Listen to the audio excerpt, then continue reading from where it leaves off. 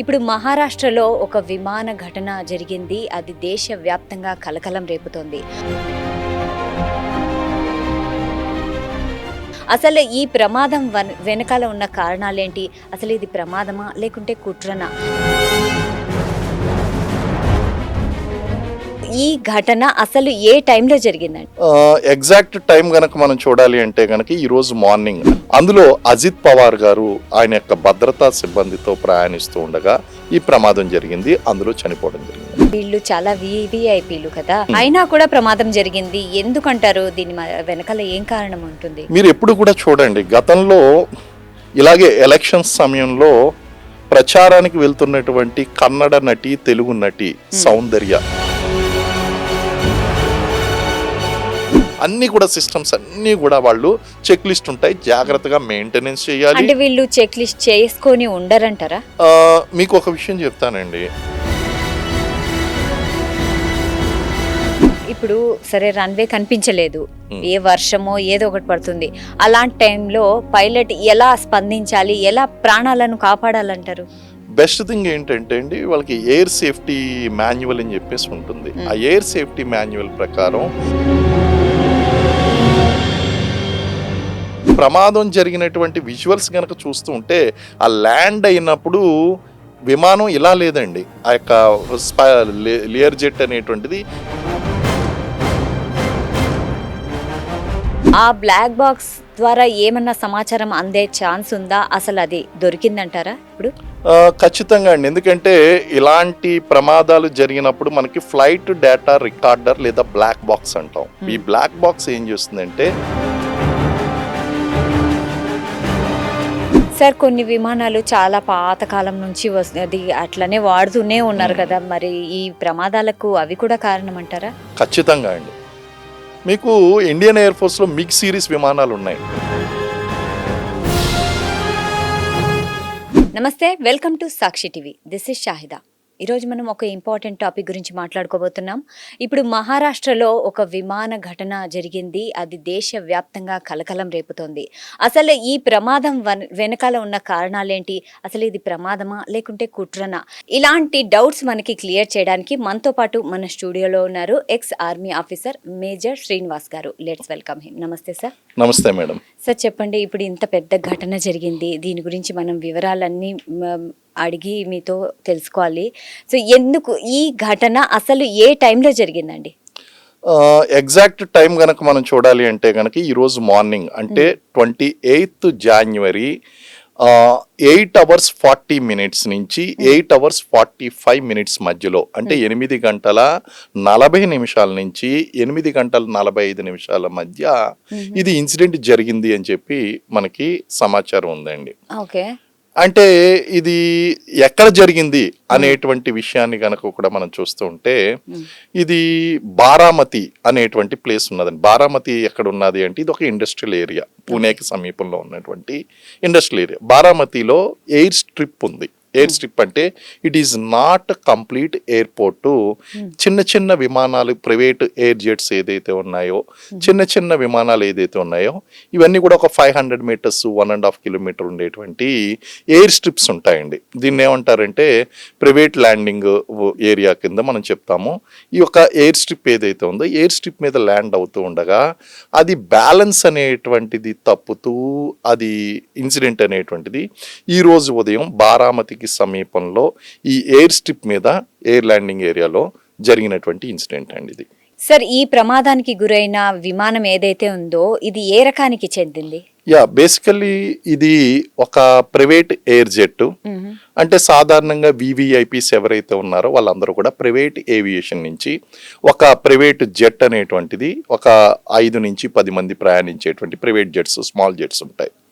ఇది Learjet 45XR అనేటువంటి technical నేమ్తో విఎస్ఆర్ వెంచర్స్, విఎస్ఆర్ ఏవియేషన్, అంటే విఎస్ఆర్ ఏవియేషన్ దేనికి చెందిందంటే విఎస్ఆర్ వెంచర్కి సంబంధించినటువంటి ఒక ప్రైవేట్ ఏవియేషన్ కంపెనీ.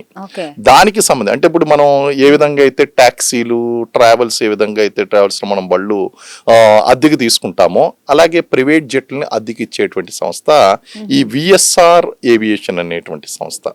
దీనికి సంబంధించినటువంటి లేయర్ జెట్ 45XR అనేటువంటి ఈ జెట్ ఏదైతే ఉందో అందులో అజిత్ పవార్ గారు ఆయన యొక్క భద్రతా సిబ్బందితో ప్రయాణిస్తూ ఉండగా ఈ ప్రమాదం జరిగింది, అందులో చనిపోవడం జరిగింది అన్నమాట.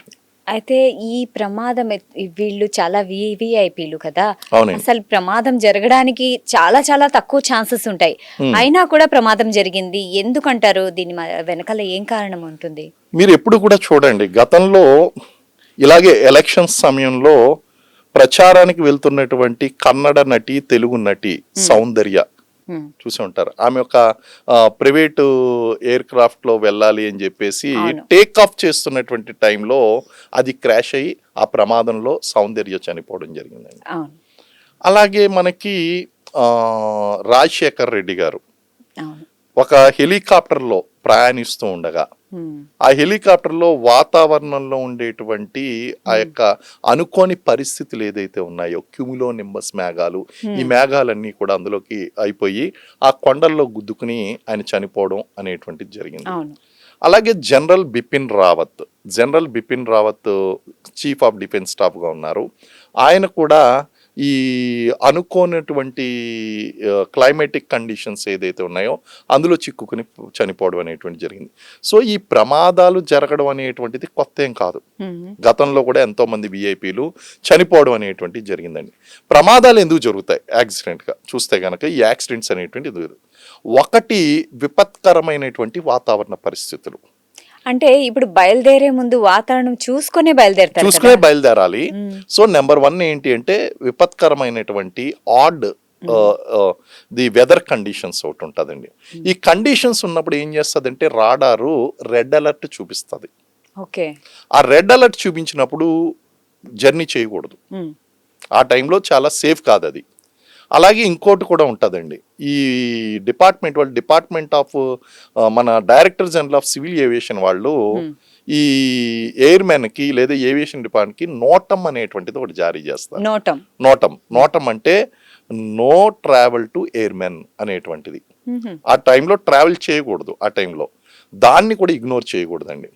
అయితే నెంబర్ 1 కండిషన్ ఏంటంటే bad weather condition. Number 2 condition ఏంటి అంటే ఈ యొక్క మానవ తప్పిదాలు అంటే ఈ హ్యూమన్ ఎర్రర్స్. ఇప్పుడు నోటం జారీ చేశారు, నోటం జారీ చేసిన తర్వాత వాళ్ళు ఏం చేయాలి, వాళ్ళు ఖచ్చితంగా ఆ జర్నీ అనేటువంటి చేయకూడదు, ఆపేసేయాలి. కాకపోతే ఈ ట్రావెల్ చేసేటువంటి ప్రైవేట్ జెట్లో ట్రావెల్ చేసేటువంటి వాళ్ళందరూ కూడా very powerful and influential people. అంటే వాళ్ళు బిజినెస్ పరంగా కానీ పొలిటికల్ గా కానీ, ఇప్పుడు ఈయన కూడా డిప్యూటీ చీఫ్ మినిస్టర్ అండి, వాళ్ళకి చాలా ప్రీ టైడప్ యావిగేషన్స్ అనేటువంటివి ఉంటాయి. అందులోని ఈయన ఈ ఎలక్షన్స్ నేపథ్యంలో ఆయన ట్రావెల్ చేస్తున్నారు, ఖచ్చితంగా ఆ ప్లేస్ కి వెళ్ళాలి. వీళ్ళు ఏం చేస్తారంటే అక్కడ ఉన్నటువంటి మానవ తప్పిదాలు అంటే ఇదే అండి, అక్కడ బ్యాడ్ వెదర్ కండిషన్స్ ఉంటాయి, కానీ వాళ్ళు ఏం చేస్తారంటే వాళ్ళ మీద ప్రెషర్ పెడతారు, ఏం పర్లేదు నువ్వు పోనీ, ఎందుకంటే అక్కడికి చేరాలనేటువంటిది వాళ్ళకి ఇంపార్టెంట్. వీళ్ళకి టెక్నికల్ గా అది ఎంత ప్రమాదం తెలియదండి. అక్కడ పనిచేసేటువంటి వాళ్ళు ఎవరండి, జీతానికి పనిచేసేటువంటి పైలట్లు. ఒక 2 లక్షల రూపాయలు 5 లక్షల రూపాయలకి పనిచేసేటువంటి నెలవారీ జీతం తీసుకునేటువంటి పైలట్లు. అలాగే ఆ ఏవియేషన్ కంపెనీ ఎటువంటి కంపెనీ, వాళ్ళకు కూడా కాంపిటీషన్ ఉంటుంది. ఇప్పుడు విఎస్ఆర్ వెంచర్స్ కి సంబంధించి ఏవియేషన్ కి సంబంధించినటువంటి ఈ ఎయిర్ క్రాఫ్ట్ నెక్స్ట్ టైం మళ్ళీ వీళ్ళు బిజినెస్ ఇవ్వాలంటే ఏం చేయాలి, వీళ్ళని నమ్ముకుంటే వీళ్ళు ఖచ్చితంగా గమ్యస్థానానికి అనుకున్న విధంగా చేరుస్తారు. వీళ్ళు కొన్ని ప్రశ్నలు వినడానికి ఇష్టపడరండి, ఏంటి అంటే వెదర్ బాగాలేదు, గాల్లో విమానం లేవదు, ఇలాంటివి చెప్పారంటే వీళ్ళ క్రెడిబిలిటీ పోతుంది. కాబట్టి వీళ్ళు ఏం చేస్తారు, వాళ్ళు పెట్టినటువంటి ప్రెషర్కి వీళ్ళు తలొగ్గుతారు. ఏవియేషన్ కంపెనీ కూడా చెడ్డ పేరు రాకూడదని చెప్పేసి వీళ్ళు ఫ్యూచర్లో మళ్ళీ బిజినెస్ కోసం ఆ ప్రెషర్లో ఏం చేస్తారంటే బ్యాడ్ వెదర్ కండిషన్స్లో కనుక వీళ్ళు ప్రెషర్ చేస్తే కనుక మేము ట్రావెల్ చేయము అని చెప్పకుండా వీళ్ళు ఏం చేస్తారంటే రిస్క్ తీసుకుంటారు. రిస్క్ తీసుకున్న తర్వాత వాళ్ళు తర్వాత అమ్మయ్య గండం గడిచింది అనేటువంటి ఫీల్ అయినటువంటి రోజులు కూడా ఉన్నాయి. కారణం ఏంటి అంటే మరి అంత గండం గడిచింది అనేటువంటి ప్రమాదం ఉన్నప్పుడు నువ్వు ఎందుకు ట్రావెల్ చేస్తున్నావు అంటే నెంబర్ 2 అండి వీళ్ళ జాబ్ సెక్యూరిటీ. ఎందుకంటే చీఫ్ మినిస్టర్ అంటే వ్యక్తి చెప్పకపోతే, కానీ అక్కడ అర్థం చేసుకోవాల్సింది ఏంటి అంటే వీళ్ళ ఈ మానవ తప్పిదాలంటే వీళ్ళు ప్రెషర్ చేయడం వలన ఆయన ప్రాణాలు పోవడమే కాకుండా పైలట్ల ప్రాణాలు కూడా పోయినాయి. ఇప్పుడు మొత్తం 5 చనిపోయారండి, 2 పైలట్లు వాళ్ళిద్దరూ చనిపోయారు, ఈయన అజిత్ పవార్ గారు చనిపోయారు, ఆయన యొక్క భద్రతా సిబ్బంది ఒక వ్యక్తి ఎవరైతే ఉన్నారో ఆయన చనిపోయాడు. అలాగే flight attendant 5 on the spot లో చనిపోయారు. సో ఈ విధంగా ప్రెషర్ మానవ తప్పుదాలు. మూడోది ఏంటంటే టెక్నికల్ ఎర్రర్స్ అండి. టెక్నికల్ ఎర్రర్స్ అదే అంటే నేను ఫ్లైట్ అడగబోతున్నా. మెయింటెనెన్స్. ఫ్లైట్ మెయింటెనెన్స్లో ఏం జరుగుతుంది అంటే ఈ ఫ్లైట్కి వెళ్ళే కంటే ముందు ఆ రూట్ అనేటువంటిది వెదర్ క్లియరెన్స్తో పాటు whether this air craft is condition to travel for destined journey, ఆ డిస్టైన్డ్ ప్లేస్కి వెళ్ళడానికి అసలు చేరుకోగలతా? కండిషన్ ఉన్నదా లేదా అనేటువంటిది మొత్తం అన్ని కూడా చెక్ పాయింట్స్ ఉంటాయండి. వాళ్ళకి చెక్ పాయింట్స్లో మొత్తం అన్ని కూడా ప్రొపెల్లర్ బాగా పనిచేస్తుందా లేదా, ఫ్యూల్ సిస్టమ్ బాగా పనిచేస్తుందా లేదా, ల్యాండ్ గేర్ సిస్టమ్ బాగా పనిచేస్తుందా లేదా, అన్ని కూడా సిస్టమ్స్ అన్ని కూడా వాళ్ళు చెక్ లిస్ట్ ఉంటాయి, జాగ్రత్తగా మెయింటెనెన్స్ చేయాలి. అంటే వీళ్ళు చెక్ లిస్ట్ చేసుకొని ఉండరంటారా ఇప్పుడు? మీకు ఒక విషయం చెప్తానండి. జనరల్ బిపిన్ రావత్ గారు ఇలాగే సడన్గా ఏంటంటే 80 కిలోమీటర్స్ డిస్టెన్స్ అనమాట. ఆయన ఊటీకి వెళ్తూ వెల్లింగ్టన్కి వెళ్తూ ఆ 80 కిలోమీటర్స్ డిస్టెన్స్ రోడ్ జర్నీ అంటే పర్వతాల్లో వెళ్ళడం కాబట్టి బాగా టైం పడుతుంది కాబట్టి ఆయన ఇష్టపడలేదు. ఇష్టపడకంటే initially it was not planned ఏది హెలికాప్టర్లో వెళ్ళడానికి. కానీ సడన్గా ఆయన దిగిన వెంటనే ఏది నా హెలికాప్టర్ అని అడిగాడు. అడిగిన వెంటనే ఆ టైంలో ఒక చీఫ్ ఆఫ్ డిఫెన్స్ స్టాఫ్ ఏది నా హెలికాప్టర్ని అడిగితే అక్కడ ఎవరికి కూడా ధైర్యం ఉండదండి. లేదు సార్ అది ఇంకా టెక్నికల్ చెకప్స్ అవ్వలేదు, మేము సరిగ్గా technical checkup it's not ready అని చెప్పేంత ధైర్యం ఉండదు. వెంటనే ఏం చేస్తారంటే why not sir 5 minutes sir అని చెప్పేసి ఆ చెకింగ్ అనేటువంటి సరిగ్గా చేయకుండా పంపించేస్తారు, తర్వాత మేనేజ్ చేసుకుంటారు. దానివల్ల ప్రాణాలే పోయాయి కదా. ఇప్పుడు ఇలాంటివి కూడా ఏంటంటే ఇప్పుడు బిజినెస్ తీసుకోవాలనేటువంటి ఆలోచనలో కానీ లేకపోతే వాళ్ళకి నో చెప్పడానికి భయపడి కానీ ఇలాంటి వేరియస్ కారణాల వలన లేదా సిబ్బందిలో ఉన్నటువంటి యాక్చువల్ నెగ్లిజెన్స్ వలన కానీ అక్కడ చెక్ చేయవలసినటువంటి వాళ్ళ యొక్క నెగ్లిజెన్స్ వలన కానీ టెక్నికల్ థింగ్స్ కనుక సరిగ్గా క్లియర్ అవ్వకపోయినట్లయితే అది కూడా టెక్నికల్ కారణాల వలన అది ఫెయిల్ అయ్యేటువంటి అవకాశాలు ఉన్నాయి. సో ఇప్పుడు మనకి 3 కారణాలు చెప్పుకున్నామండి. నెంబర్ 1 ఏంటి అంటే బ్యాడ్ వెదర్ కండిషన్స్, నెంబర్ 2 ఏంటంటే human angle, human force, and మూడోది ఏంటంటే టెక్నికల్ ఇష్యూస్. ఇందులో ఏదైనా కావచ్చు. అయితే ఇక్కడ ఇంకొక డౌట్ ఏమంటే పైలట్ కూడా తప్పిదం చేసి ఉండొచ్చు కదా. ఎస్, హ్యూమన్ ఎర్రర్లోకి తీసుకోవాలండి అది కూడా. ఎందుకంటే ఇప్పుడు ఒక్కొక్కసారి ఏం జరుగుతుందంటే పైలట్స్కి వాళ్ళు కంటిన్యూస్గా డ్యూటీస్ వేస్తూ ఉంటారు, రెస్ట్ టైం అనేటువంటిది ఉండదు. రీసెంట్ గా మనకి ఇండిగో ఏవియేషన్ ఇండిగో వాళ్ళు స్ట్రైక్ వెళ్ళడానికి గల కారణం ఏంటంటే ఇదే. ఎందుకంటే అక్కడ విపరీతంగా వాళ్ళ మీద స్ట్రెస్ పడిపోతుంది, మినిమం రెస్ట్ అనేటువంటిది ఉండలేదు. రెస్ట్ ఉండకపోవడం వల్ల మీరు ఇంతకుముందు కేరళలో కూడా ఆ రన్వే దాటి ల్యాండ్ అవడం వలన రన్వే దాటి కూలిపోయినటువంటి సందర్భం కూడా మీరు చూశారు. కారణం ఏంటంటే నిద్ర సరిగ్గా లేకపోవడం, రెస్ట్ సరిగ్గా లేకపోవడం. ఇటువంటి సమయంలో బ్యాడ్ వెదర్ కండిషన్స్ లో కానీ లేకపోతే పైలట్కి సరైనటువంటి రెస్ట్ అనేటువంటిది లేకపోయినటువంటి విషయంలో కానీ ఆ స్ట్రెస్ అండ్ స్లీప్లెస్నెస్ ఏదైతే ఉందో ఇవన్నీ కూడా ప్రమాదాలకు కారణమవుతుంది. ఎందుకంటే ఎక్స్పీరియన్స్డ్ ఉన్నటువంటి వీళ్ళ యొక్క ఎక్స్పీరియన్స్ ఫ్లైట్ అవర్స్లో కొలుస్తారు. సో ఆ minimum flight hours, maximum flight hours వీళ్ళకి ఉంటాయండి. అలాంటి ఎక్స్పీరియన్స్డ్ పీపుల్ని వీళ్ళు యూజ్ చేస్తూ ఉంటారు. అయినప్పటికీ కూడా స్ట్రెస్ అనేటువంటిది మేజర్ పాత్ర పోషిస్తుంది. వాళ్ళు ప్రాపర్గా నిద్రపోవడం అనేటువంటి చాలా అవసరం, రెస్ట్ అనేటువంటి చాలా అవసరం. కారణం ఏంటంటే రన్వేని జడ్జ్ చేయాలి. రన్వేని జడ్జ్ చేసినప్పుడు 2 విధాలుగా కనిపించకుండా పోతుందండి. ఆ సమయంలో గనక అక్కడ ఫాగ్ అనేటువంటిది ఉన్నా, రన్వే సరిగ్గా కనిపించకపోయినా, వర్షం అనేటువంటిది పడుతున్నా, ఇలాంటి కండిషన్స్లో ఆ రన్వేలో ఉన్నటువంటి లైట్స్ సరిగ్గా కనిపించకపోతే గనక అక్కడ ల్యాండ్ అవడం చాలా ప్రమాదం. అలాగే రెండోది వీళ్ళు నిద్ర లేనటువంటి స్ట్రెస్ఫుల్ కండిషన్స్ లో కూడా సరిగ్గా చూడలేరు, దాన్ని ఆ ఎయిర్ స్ట్రిప్ ని చూసేటువంటి అవకాశం లేదు. అలాంటి కండిషన్స్ లో ఇలాంటి ప్రమాదాలు పైలట్ తప్పిదం వల్ల కూడా జరుగుతాయి. ఇప్పుడు సరే రన్వే కనిపించలేదు, ఏ వర్షమో ఏదో ఒకటి పడుతుంది, అలాంటి టైంలో పైలట్ ఎలా స్పందించాలి, ఎలా ప్రాణాలను కాపాడాలంటారు? బెస్ట్ థింగ్ ఏంటంటే అండి వాళ్ళకి ఎయిర్ సేఫ్టీ మాన్యువల్ అని చెప్పేసి ఉంటుంది. ఆ ఎయిర్ సేఫ్టీ మాన్యువల్ ప్రకారం మీకు సేఫ్ ల్యాండింగ్కి అవకాశం లేకపోతే కనుక మీరు ల్యాండ్ చేయకపోవడమే చాలా మంచిది. ఎందుకంటే రిస్కీ ల్యాండింగ్ అనేటువంటిది మంచిది కాదండి. ఇప్పుడు మీరు ప్రమాదం జరిగినటువంటి విజువల్స్ కనుక చూస్తూ ఉంటే ఆ ల్యాండ్ అయినప్పుడు విమానం ఇలా లేదండి, ఆ యొక్క లేయర్ జెట్ అనేటువంటిది ఈ కండిషన్లో లేదు, అది ఈ కండిషన్లో ల్యాండ్ అవుతూ వచ్చింది. అంటే ఏంటి, అది ల్యాండ్ అయినప్పుడు దాని యొక్క చక్రాలు నేలకు తగలడం లేదు, దాని వింగ్స్ ఏదైతే ఉన్నాయో వింగ్స్ తగులుతుందండి. వింగ్స్ లో ఏముంటుందంటే హైలీ ఇన్ఫ్లేటెడ్ ఫ్యూయల్ ఉంటుందండి. ఉంటుంది. మీరు పెట్రోల్ కన్నా చాలా వేగంగా అంటుకునేటువంటి ఆ యొక్క వైట్ కిరోసిన్ ఏదైతే ఉంటుందో ఆ యొక్క ఎయిర్ క్రాఫ్ట్ ఫ్యూయల్ వైట్ కలర్లో ఉంటుంది. దాన్ని యూజ్ చేయడం అనేటువంటి జరుగుతుంది. అది అత్యంత ప్రమాదకరమైనటువంటి ఫ్యూయల్. అది చాలా వేగంగా అంటుకుంటుందండి. ఒకసారి గనక ఎయిర్ క్రాఫ్ట్ హార్డ్ ల్యాండింగ్, ఇందులో 2 ల్యాండింగ్స్ ఉంటాయండి. స్మూత్ ల్యాండింగ్, హార్డ్ ల్యాండింగ్ అని ఉంటుందండి. స్మూత్ ల్యాండింగ్ అంటే రొటీన్ గా జరిగేటువంటిది. హార్డ్ ల్యాండింగ్ ఈ 2 కాకుండా ఉన్నది ఎమర్జెన్సీ ల్యాండింగ్. హార్డ్ ల్యాండింగ్ లో చిన్న చిన్న ప్రమాదాలు జరగడానికి అవకాశం ఉంటుందండి, గాయాలు తగలడానికి అవకాశం ఉంటుంది. ఎమర్జెన్సీ ల్యాండింగ్ లో ప్రమాదానికి చాలా తీవ్రమైనటువంటి ఆస్కారం ఉంటుంది. ఇందులో ముఖ్యంగా ఈ వింగ్ నేలకు తాకింది అంటే అది నేలకు తాకిన తర్వాత నిప్పులు చిమ్మడం. మీరు ఏదైనా ఒక ఇనప ముక్కను రోడ్డు మీద గట్టిగా ఇలా లాగండి, లాగితే నిప్పులు అనేటువంటి పుట్టుకొస్తాయి. అటువంటిది ఇంత వేగంతో ప్రయాణిస్తున్నటువంటి ఎయిర్ క్రాఫ్ట్ దీని యొక్క వింగ్ నేలకు ఎప్పుడైతే తాకిందో నిప్పు రవ్వలు పుట్టుకొస్తాయి. ఆటోమేటిక్ గా దానికి కన్నం పుడుతుంది. ఆ కన్నం పడిన దాని నుంచి ఫ్యూయల్ కారుతుంది. ఈ నిప్పు రవ్వలు దానికి అంటుకుంటాయి. బ్లాస్ట్ అనేటువంటి జరుగుతుంది. అక్కడ 5 బ్లాస్ట్ జరిగినాయి అని చెప్పేసి ప్రత్యక్ష సాక్షి చెప్పారు. 5 బ్లాస్టులు జరిగినాయి.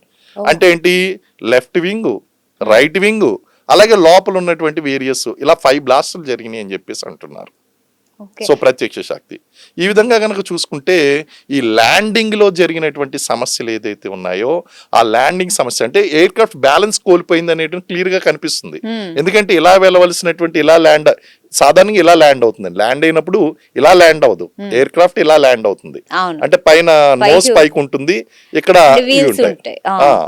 సో ఇది ల్యాండ్ అవడం ఇలా ల్యాండ్ అయింది అంటే బ్యాలెన్స్ తప్పింది, గాల్లోనే పల్టీలు కొట్టిందని కొంతమంది చెప్తున్నారు. సో ఆ విజువల్ లో మనకు కనిపించింది ఏంటంటే ఇలా లెఫ్ట్ నుంచి వెళ్ళిందండి. అంటే సాంకేతిక లోపానికి ఎక్కువగా ఆస్కారం కనిపిస్తుంది. సొబటేజ్, ఇవన్నీ కారణాలు కాకుండా ఉండేటువంటి సొబటేజ్ అంటే ఎవరో కుట్ర పన్ని అక్కడ పార్ట్లు ఏదన్నా కనుక చేసి ఉంటే, ఈ ఎయిర్ క్రాఫ్ట్ హ్యాంగర్ ఉంటుందండి, దీన్ని పార్క్ చేసేటువంటి ప్రాంతాన్ని ఏమంటారంటే ఎయిర్ క్రాఫ్ట్ ని హ్యాంగర్ అంటారు. ఈ హ్యాంగర్ లో ప్రాపర్ సెక్యూరిటీ లేకుండా ఉన్నప్పుడు ఏమన్నా విద్రోహ శక్తులు వచ్చి అందులో ఉన్నటువంటి ల్యాండ్ గేర్ కట్ చేయడమో, లేకపోతే వింగ్స్ కంట్రోల్ కట్ చేయడమో, లేకపోతే ఏదైనా సొబటేజ్ కార్యక్రమాలు చేసినా సరే ఇలాంటి టెక్నికల్ ఇష్యూస్ కూడా వచ్చేటువంటి అవకాశాలు ఉంటాయి.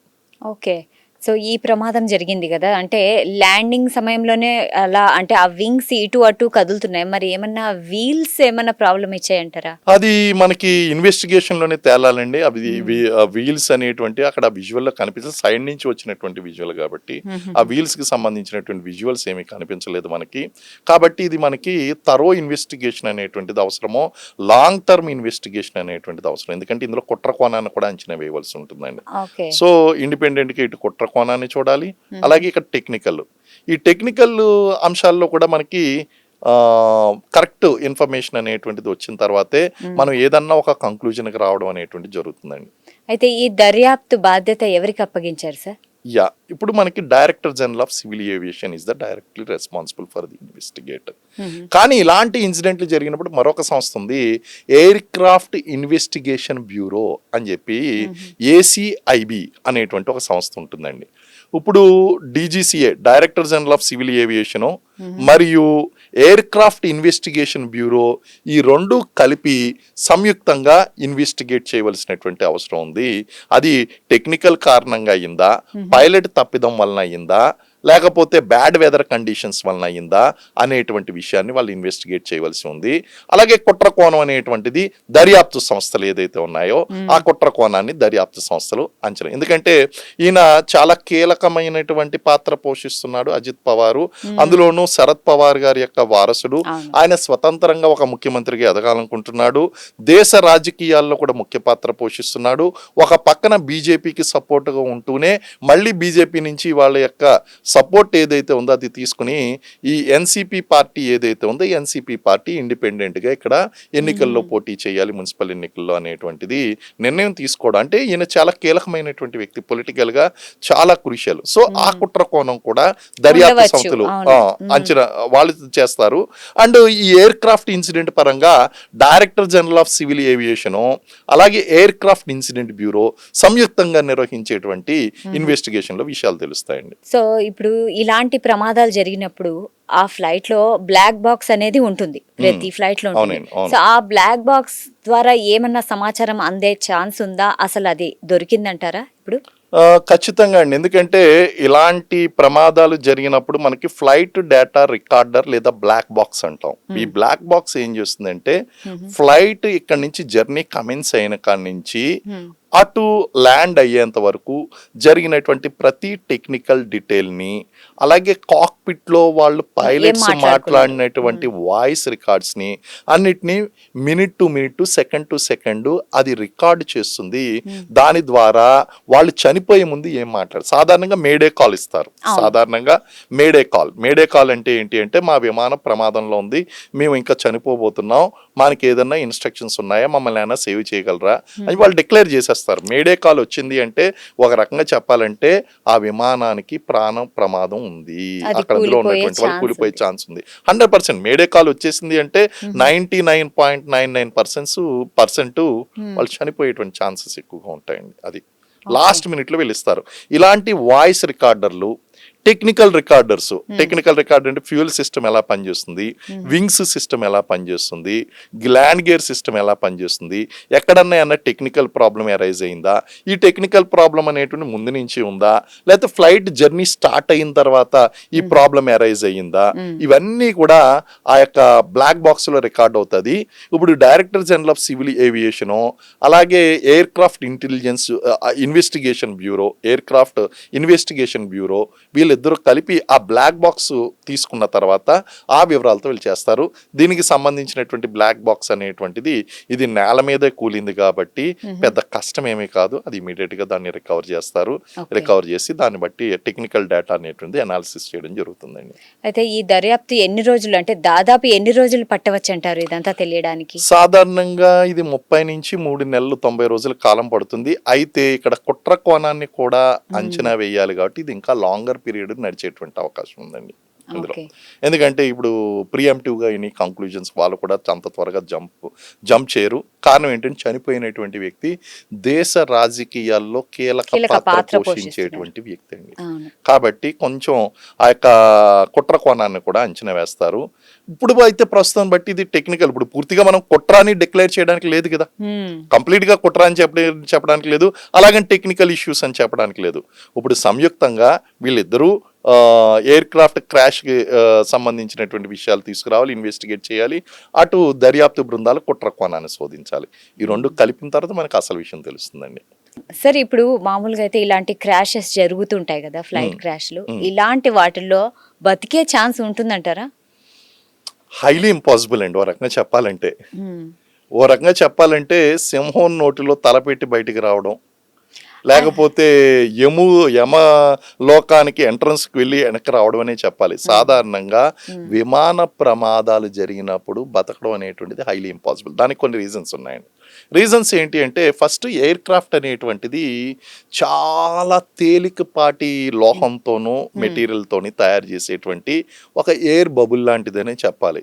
ఎందుకంటే దానికి ప్రొటెక్షన్ అనేటువంటిది ఏమీ ఉండదు. మీరు నేల మీద పడిన తర్వాత అది పేలవలసిందే, ముక్కల కింద దాంట్లో ఫ్యూయల్ ఉండడం వల్ల. మెయిన్ ఈ వింగ్స్ లో ఉన్నటువంటి ఫ్యూయల్ అనేటువంటిది thousands of litres, lakhs of litres లో ఉంటుందండి. కారణం ఏంటి అంటే అది లాంగ్ జర్నీ చేయాలి. అందులో ఇందులో ఏంటి అంటే మనకి ప్రైవేట్ స్పైస్ జెట్ కాబట్టి చిన్నది ఉంటుంది.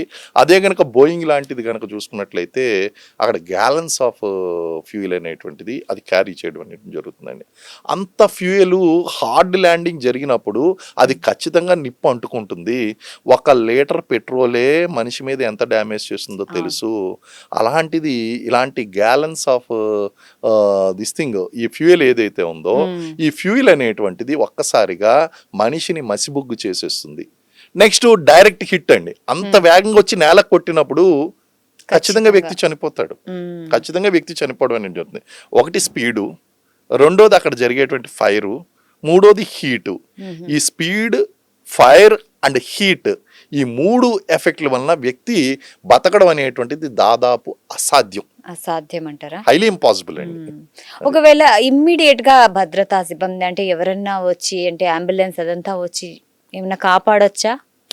సాధారణంగా అది ఎందుకు చేస్తామంటే దీని సేఫ్టీ మెజర్స్లో భాగంగా ఒకవేళ ఎవరైనా బాధితులు కొన ప్రాణాలతో ఉన్నారా లేదా డ్యామేజ్, ఇప్పుడు సాధారణంగా ఎయిర్ క్రాఫ్ట్లో కొన్ని ప్లేసెస్ ఉంటాయండి. ఆ ప్లేసెస్లో ఏం జరుగుతుందంటే maybe that positioning of that air craft కానీ వాళ్ళు కూర్చున్నటువంటి ప్రాంతాన్ని బట్టి కానీ ఒకరిద్దరు బతికేటువంటి ఛాన్సెస్ ఉన్నాయి.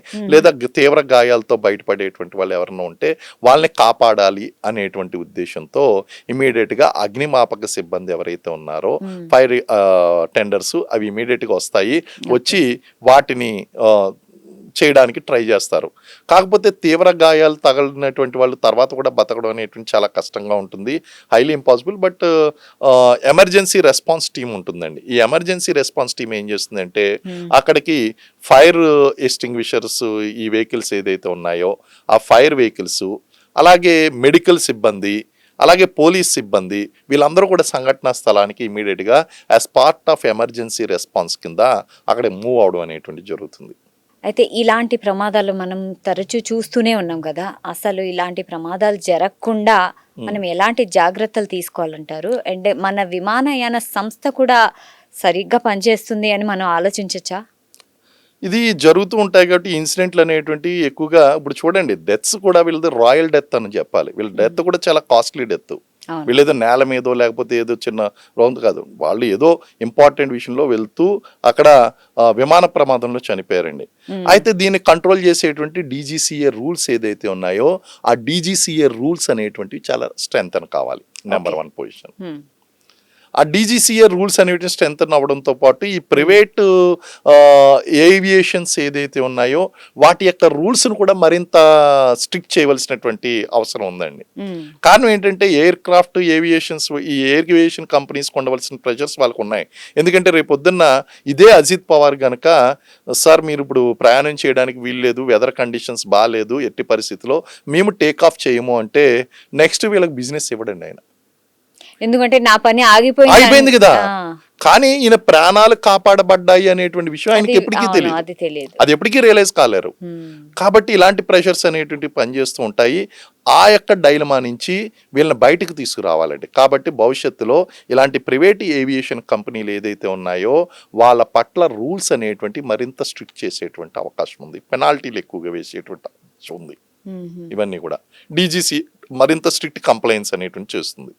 సార్, కొన్ని విమానాలు చాలా పాతకాలం నుంచి అది అట్లనే వాడుతూనే ఉన్నారు కదా, మరి ఈ ప్రమాదాలకు అవి కూడా కారణం అంటారా? ఖచ్చితంగా అండి. మీకు ఇండియన్ ఎయిర్ ఫోర్స్ లో మిగ్ సిరీస్ విమానాలు ఉన్నాయి. రష్యాలో అవుట్డేటెడ్ అయిపోయినటువంటి విమానాలు మనకు అమ్మారు. మనం ఏం చేసాం, ఫ్లయింగ్ కోఫిన్స్ కింద వాటిని రన్ చేసాం అండి. ఎన్నో వందల మంది పైలట్ల యొక్క ప్రాణాలు తీసేసుకున్నాయండి అవి మిగ్స్. అంటే అవుట్డేటెడ్ విమానం అనేటువంటిది ఎప్పటికైనా ప్రమాదమే. మనం ఇక్కడ వెహికల్ 15 సంవత్సరాలు దాటితే దాన్ని రోడ్ ట్రాన్స్పోర్ట్కి అనుకూలంగా లేదని చెప్పేసి దాన్ని పక్కన స్క్రాప్ చేయాలని చెప్తామండి.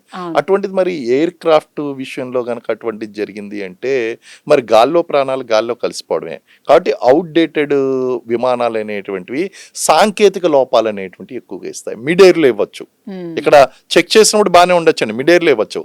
కాబట్టి director general of civil aviation అనేటువంటి వాళ్ళు ఈ ఏవియేషన్ కంపెనీల యొక్క అవుట్డేటెడ్తో ఉన్నటువంటి ఎయిర్ క్రాఫ్ట్స్ ఏదన్నా ఉంటే కనుక ఇమీడియట్ గా వాటిని డీకమిషన్ చేసేయాలండి. అలాంటి ఉపయోగిస్తున్నటువంటి సంస్థల మీద కూడా భారీగా పెనాల్టీ అనేటువంటిది వేసి వాళ్ళని తప్పించాలి, వాళ్ళ లైసెన్స్ రద్దు చేయడం లాంటిది. ఎందుకంటే ఇది ప్రాణాలతో చెలగాటండి, ప్రజల యొక్క ప్రాణాలతో చెలగాటం. కాబట్టి చాలా సీరియస్ గా ఉండవలసినటువంటి అవసరం ఉంది. So outdated aircrafts should be decommissioned. Exactly. So చాలా చాలా థ్యాంక్స్ అండి, మీ వాల్యుబుల్ టైం ఇచ్చారు అండ్ మా ప్రేక్షకులకి చాలా డౌట్స్ ఉన్నాయి, అవన్నీ క్లియర్ చేశారు. సో చూశారు కదా, ఇది ఇవాల్టి టాపిక్. యాక్చువల్లీ ఈ విమాన ఘటన దేశవ్యాప్తంగా కలకలం రేపుతుంది. అయితే ఇంకా దర్యాప్తు కొనసాగుతూనే ఉంది. అసలు ఇది ఇది కుట్ర లేకుంటే ప్రమాదమా అనేది మున్ముందు మనకే తెలుస్తుంది దర్యాప్తులో. సో ఇది ఇవాల్టి టాపిక్. ఇంకో టాపిక్లో మళ్ళీ కలుద్దాం. Until then keep watching. Sakshi TV ప్రసారాలను నిలిపివేయటం చట్టరీత్యా నేరం. సాక్షి టీవీ ప్రసారాల కోసం మీ స్థానిక కేబుల్ ఆపరేటర్ను వెంటనే సంప్రదించండి.